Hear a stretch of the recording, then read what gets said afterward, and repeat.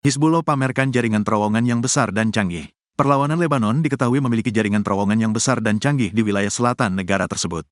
Hizbullah menerbitkan video baru berjudul, "Gunung-gunung kami adalah gudang kami." Video yang memperlihatkan terowongan bawah tanah dan gudang rudal milik perlawanan Lebanon yang diberi nama Fasilitas Imad 4, yang diambil dari nama mantan komandan Imad Mukniyeh.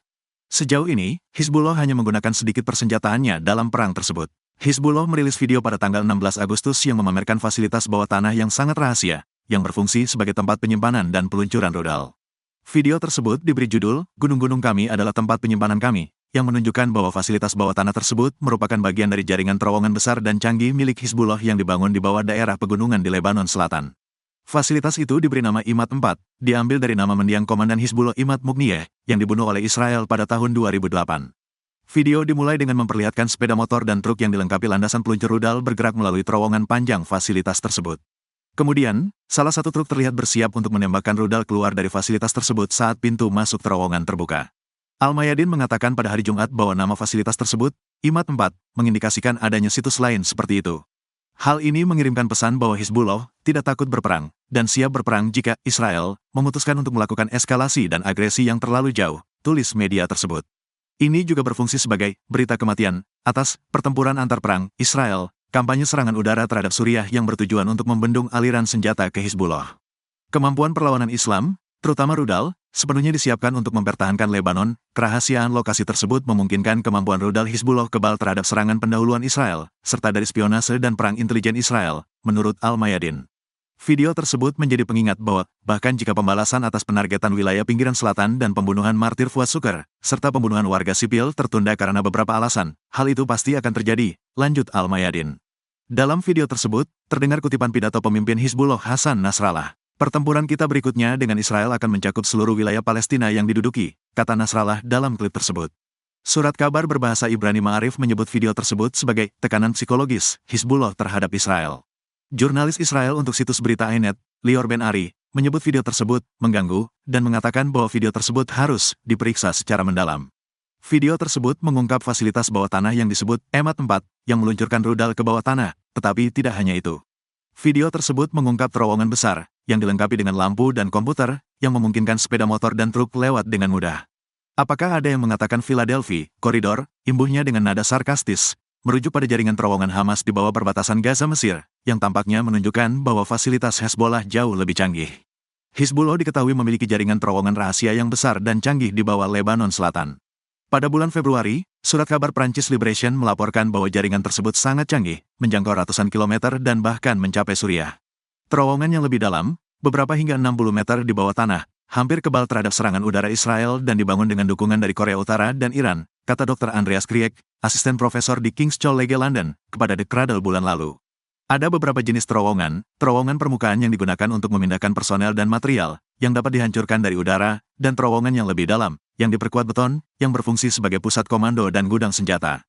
Terowongan yang lebih dalam, beberapa di antaranya berada hingga 60 meter di bawah tanah, hampir tidak dapat ditembus oleh serangan udara Israel dan dibangun dengan dukungan dari Korea Utara dan Iran, jelas Kriek.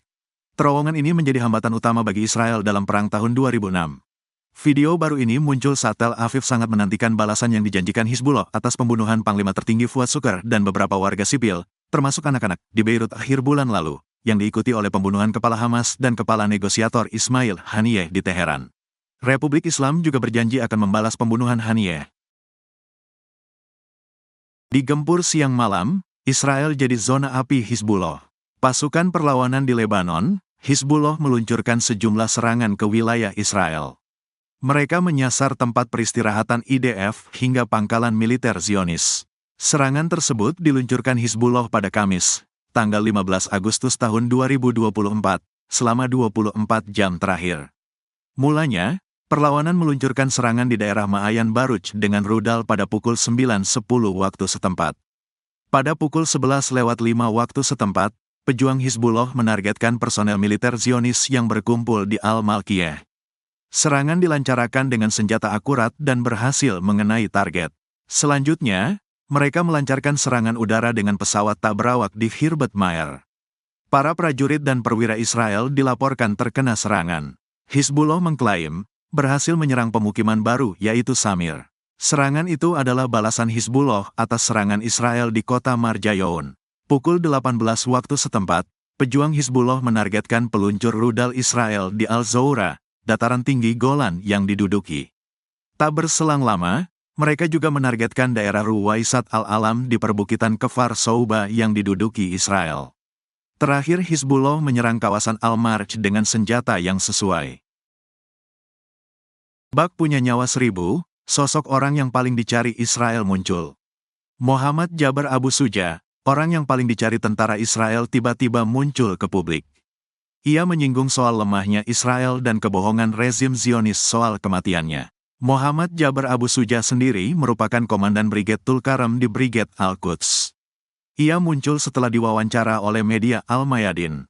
Selama ini, ia dikejar oleh pendudukan Israel. Bahkan, tentara Israel gagal membunuhnya 3 atau 4 kali, setelah menjadi sasaran operasi yang secara khusus ditujukan kepadanya. Setelah operasi tersebut gagal, pendudukan Israel melanjutkan invasinya ke Tulkarem selama 55 jam. Bahkan, Zionis disebut menyebarkan rumor telah membunuhnya. Namun, beberapa jam kemudian, pendudukan dan orang-orang yang dicintainya terkejut bahwa ia masih hidup dan sehat. Dikutip dari Al-Mayadin, Abu Suja lantas menyebut, Israel lebih rapuh daripada jaring laba-laba, terutama setelah semua kerugian yang telah dideritanya. Ia lantas menegaskan tak takut jika akhirnya akan mati. Menurut Abu Suja, akan ada banyak orang yang menggantikannya. Hizbullah lakukan serangan besar-besaran, Galilea dan Golan dihujani roket. Hizbullah melancarkan serangan besar-besaran pertama terhadap pemukiman Samir di wilayah utara pendudukan Israel pada Kamis, tanggal 15 Agustus tahun 2024, waktu setempat lalu. Serangan roket Hizbullah tersebut menghujani wilayah Galilea dan Golan yang diduduki Israel. Dilaporkan, lebih dari 20 roket ditembakkan ke wilayah utara Israel tersebut. Serangan Hizbullah juga mengakibatkan kebakaran melanda kota Samir di wilayah utara Israel. Dalam pernyataannya, Hizbullah mengumumkan bahwa serangan terhadap pemukiman Samir dilakukan untuk mendukung Gaza. Selain itu, juga sebagai pembalasan atas serangan musuh Zionis di desa-desa selatan Lebanon. Gerakan Perlawanan Lebanon itu telah melakukan serangan rutin sejak awal Oktober tahun 2023 lalu terhadap posisi militer rezim Israel, yakni sebagai pembalasan atas serangan rezim pendudukan terhadap Gaza dan Lebanon Selatan. Israel melancarkan perang brutal di Gaza yang terkepung pada tanggal 7 Oktober lalu setelah Hamas melakukan operasi yang belum pernah terjadi sebelumnya, yakni terhadap entitas pendudukan sebagai pembalasan atas kekejaman yang semakin intensif terhadap rakyat Palestina. Israel telah melakukan pengepungan total terhadap wilayah padat penduduk tersebut. Dampaknya memutus bahan bakar, listrik, makanan, dan air bagi lebih dari 2 juta warga Palestina yang tinggal di sana.